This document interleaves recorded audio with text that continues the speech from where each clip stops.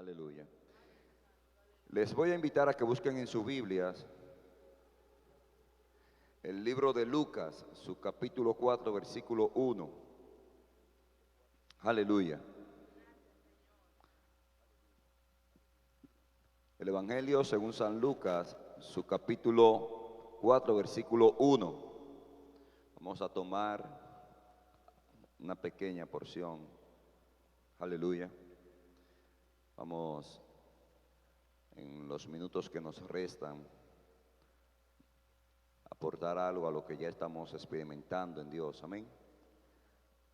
El Evangelio según San Lucas, su capítulo 4, versículo 1.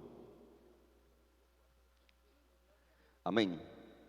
Y dice: Jesús, lleno del Espíritu Santo, volvió del Jordán y fue llevado por el Espíritu al desierto. Amén. Gracias, Señor. Aleluya.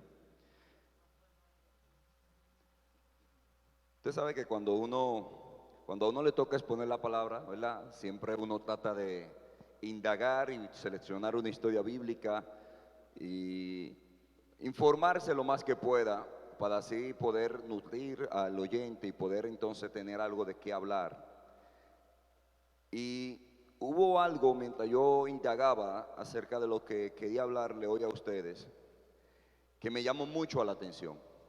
Y eso es lo siguiente: cuando leemos los evangelios, ustedes saben que cada uno de ellos tiene como meta, ¿verdad?, presentar a Jesús de diversas maneras. Ahora, ¿qué pasa? Hay algo que me llama mucho la atención. Yo soy un fanático de Lucas, y es porque Lucas es una persona muy extrovertida, es una persona que está escribiendo acerca de la vida de Jesús, pero pareciera que está tomando en cuenta cosas que los demás no toman en cuenta. Por ejemplo, si usted se pone a analizar en la Biblia, en los evangelios, en ninguno de ellos aparece la frase o la expresión lleno, más que en Lucas.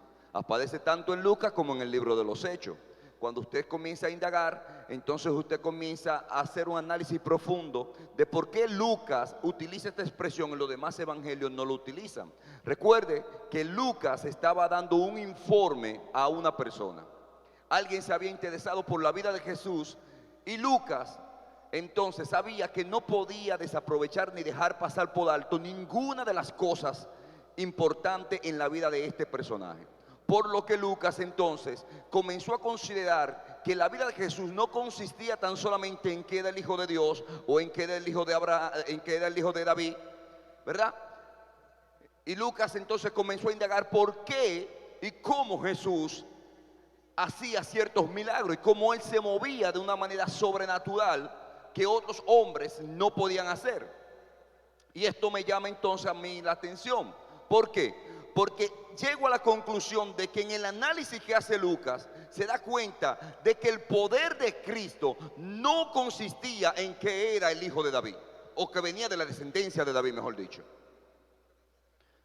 Pero que, aunque suena como un poquito contradictorio, yo me atrevería a decir que él llegó a la conclusión de que no tan solamente era porque era hijo de Dios que hacía los milagros que hacía. Usted dirá, bueno, pero si todo eso es lo mismo. Bueno, análisis, ¿verdad? ¿Por qué le digo esto? Por la siguiente razón. Porque aunque uno de los evangelios lo presenta a Jesús como el Cordero y otro lo presenta como el Hijo de David y otro lo presenta como el Hijo de Dios, dése cuenta que a la hora de presentarlo Lucas, en esto, en donde yo me quiero enfocar, a la hora de Lucas presentarlo, no presenta el poder, la manifestación de ese poder que emana Cristo como algo imposible. Vamos a utilizar el término imposible de alcanzar. Me explico.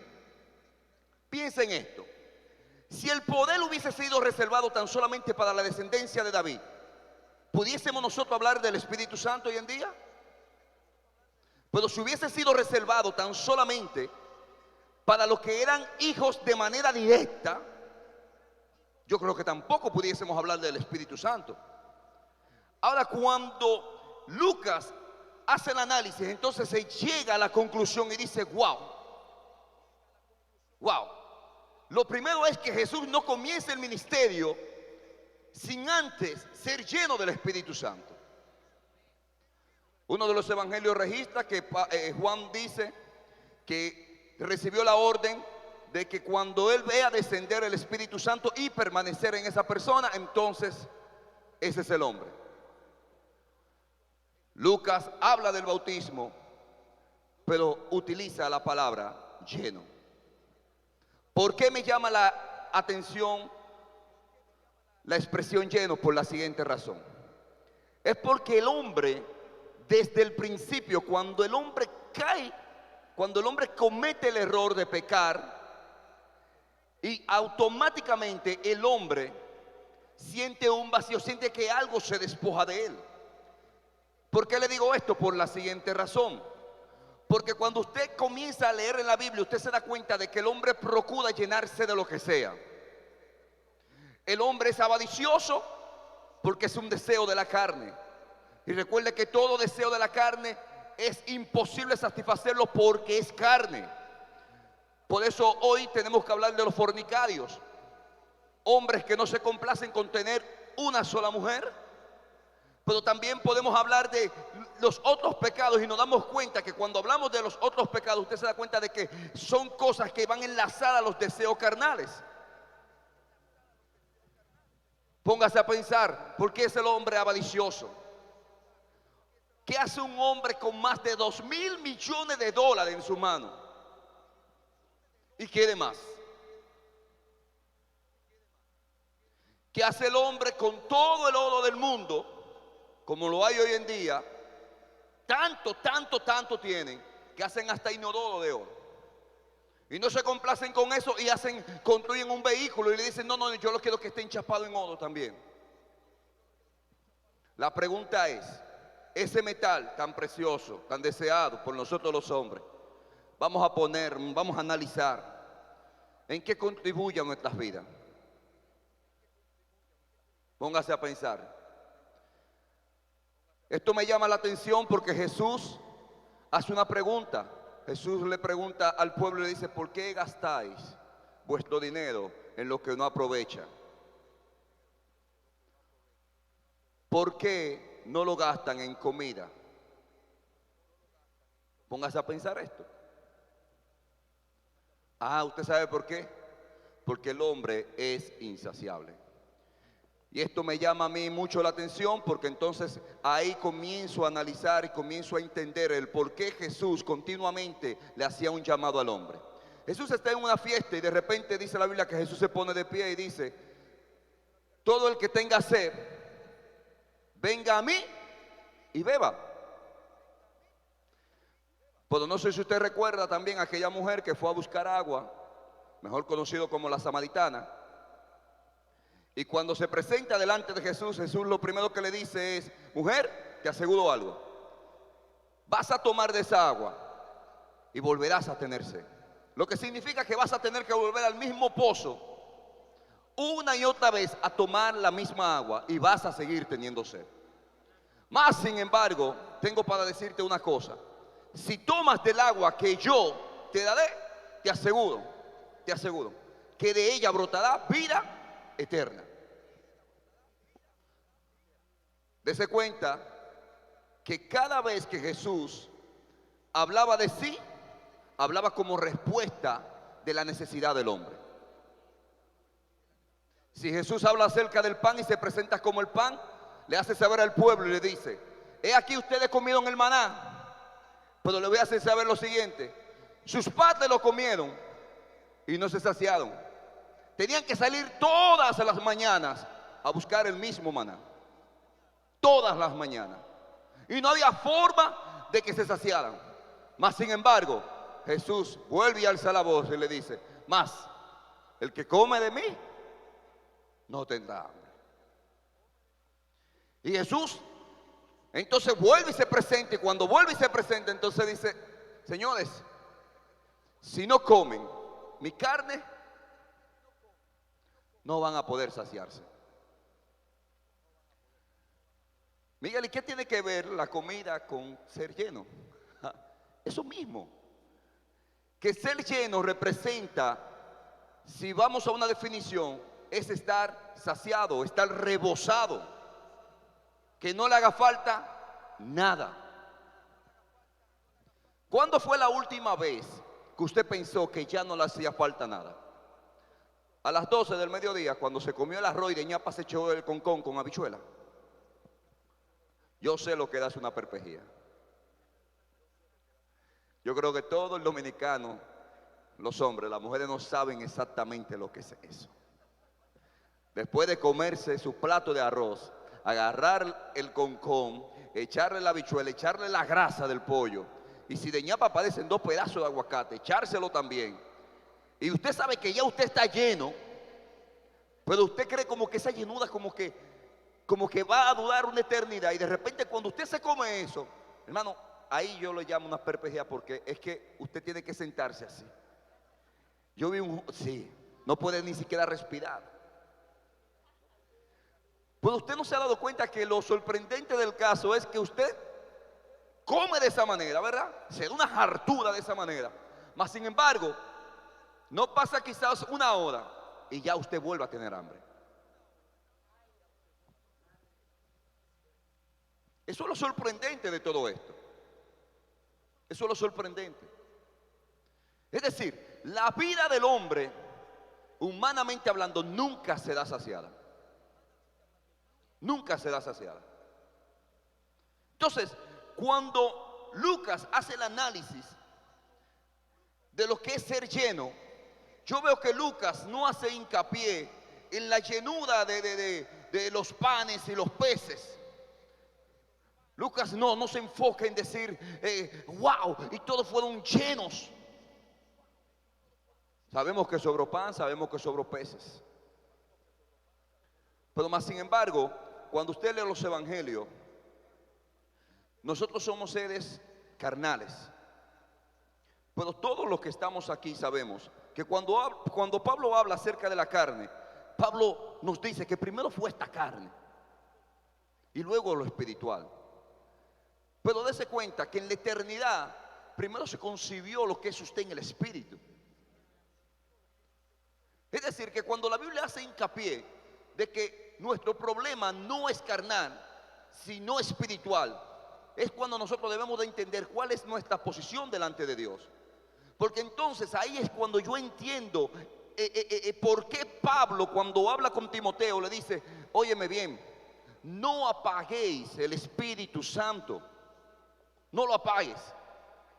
Pablo sabe, por experiencia vivida, que él era un hombre de letras, que era un hombre que tenía mucho conocimiento, que tenía mucha sabiduría, era perseguidor de la iglesia, tenía tantos títulos y tantos títulos, y al final entonces tiene que llegar a la conclusión de que si tú no tienes un encuentro con Dios, si tú no tienes un encuentro con el Hijo y eres lleno del Espíritu Santo, tú no puedes entender lo que es la plenitud del Espíritu Santo en tu vida. Entonces, ¿por qué hago esto? Por la siguiente razón. Porque cuando Lucas habla de la llenura del Espíritu Santo en la vida de Jesús, no lo está presentando como el centro de todo lo que es Cristo en la tierra. Usted no puede pensar que aunque Cristo nació del Padre, usted no puede pensar de que Cristo iba a actuar de manera sobrenatural en esta tierra sin el Espíritu Santo. Y ese ha sido el problema de nosotros como creyentes, que nosotros hemos desvinculado la comunión con Dios, porque hemos entendido que podemos vivir sin el Espíritu Santo. ¿Cómo es eso, Miguel? ¿Por qué tú dices que tú? Sí, porque hay un comportamiento, hermano. Hay un comportamiento. Cuando usted sabe que usted no puede vivir sin algo, ¿usted qué hace? Se esfuerza. Por ejemplo, ¿por qué usted come? Porque usted sabe que se va a morir si no come. ¿Por qué usted no anda con una mascarilla que no le permita inhalar el oxígeno? ¿Por qué? Porque usted sabe que se va a morir. Entonces, como usted sabe que se va a morir si no come, usted sabe que se va a morir si no bebe agua, usted sabe que se va a morir si no respira, entonces usted hace lo imposible por obtener estas tres cosas. Me explico. Yo estoy seguro que aquí dentro de la iglesia nosotros tenemos hermanos que se levantan a las 4 de la mañana y posiblemente a las 3 de la mañana para irse a trabajar. Pero estoy seguro que trabajan 8 horas y hay personas que trabajan hasta 12. ¿Solamente por un estatus? No, es por una necesidad. Porque póngase a pensar, si el estatus le hubiese garantizado a usted su comida en 10 años, ya usted no estuviera trabajando, ya usted está resuelto. Mas sin embargo, usted hace todo lo que tenga que hacer por obtener lo que usted necesita. A mí me gusta escuchar a la gente cuando dice, no, a mí me encanta mi trabajo, yo disfruto mi trabajo. Wow, qué bien. El castigo que Dios te envió, tú lo disfrutas. Gracias al Señor que lo disfruta. Pero dése cuenta de que esa es nuestra realidad. Entonces nosotros no podemos pensar que somos iglesias en el Espíritu Santo. No lo podemos pensar. Si nosotros pensamos que somos iglesia sin el Espíritu Santo en medio de nosotros, el tema de la Shekinah de Jehová en nuestras vidas este año es un disparate. Porque a diferencia de los tiempos antiguos, la Shekinah tenía que descender y permanecer en el templo. Mas sin embargo, en este tiempo Jesús llega y le dice, lo primero que le dice a sus discípulos es: aquí yo he de morir, pero le aseguro algo, y es que le conviene que yo me vaya, porque he rogado al Padre para que Él envíe ¿a quién? Al Consolador. ¿A quién es Él? Al que os guiará a toda verdad y a toda justicia. Y cuando Jesús hace la presentación en el libro de los Hechos, entonces lo primero que le dice a los discípulos es: sed llenos del Espíritu Santo. Jesús sabía que la única forma de que cada uno de los discípulos fuera diferente no era tan solamente por la palabra que le había dado, porque ya la palabra había sido dada, y esa palabra que había sido dada no había producido el cambio por completo que ellos necesitaban. ¿Cómo así, Miguel? Sí, porque recuerde que cuando Cristo murió en la cruz, todos salieron corriendo y muchos lo negaron y muchos blasfemaron acerca de su nombre. ¿No tenían la palabra? Claro, directamente y en vivo, no como usted y yo. A ellos se la dio quien tenía que dársela. Yo le digo la verdad, a veces yo quisiera como teletransportarme en el tiempo y caer allá. Sí, porque a veces uno dice, wow, pues ellos lo vieron, ellos estuvieron ahí, como dice Juan, lo palpamos, nuestros ojos lo contemplaron. No, oiga, Juan no dice ni siquiera de que mis ojos lo vieron, no, él dice mis ojos lo contemplaron. Una mujer ve un vestido y lo contempla, un hombre lo ve, lo vio.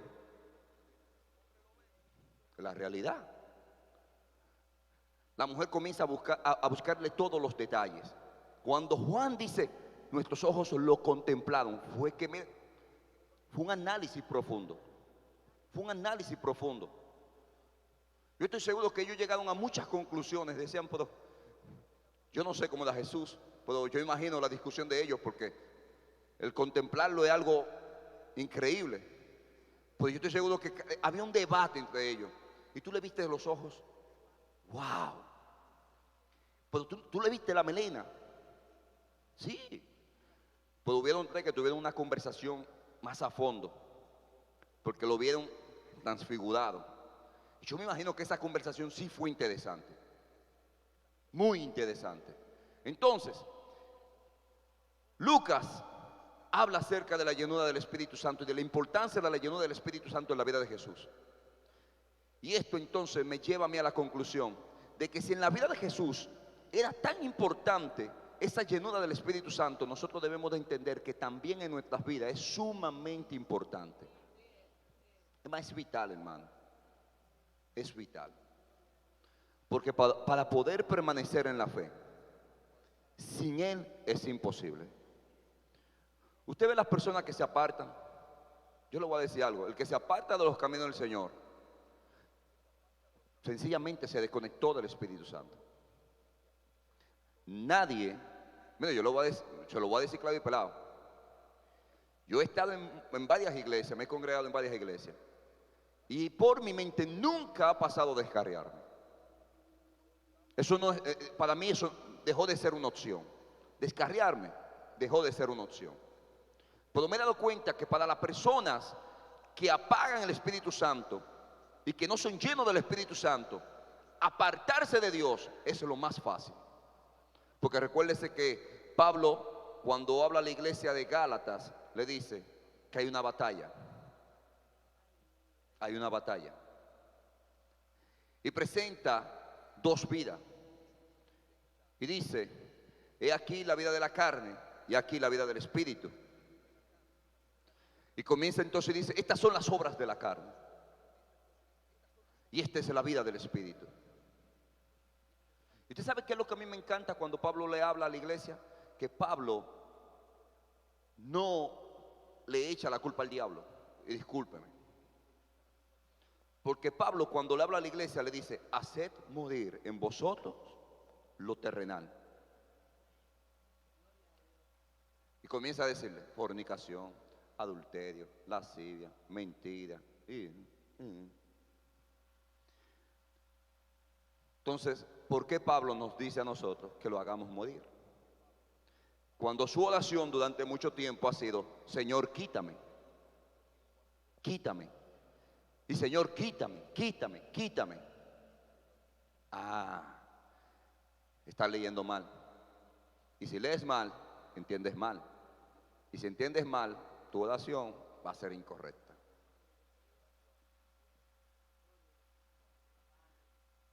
Entonces, ahora entiendo por qué Jesús, después de haber sido lleno por el Espíritu Santo, después de haber actuado de manera sobrenatural y después de haber hecho tanto milagro, sacaba tiempo para la oración. Jesús sabía que no había vida espiritual sin orar. No sé cómo hay iglesias que hablan de una vida espiritual desconectados por completo de la oración.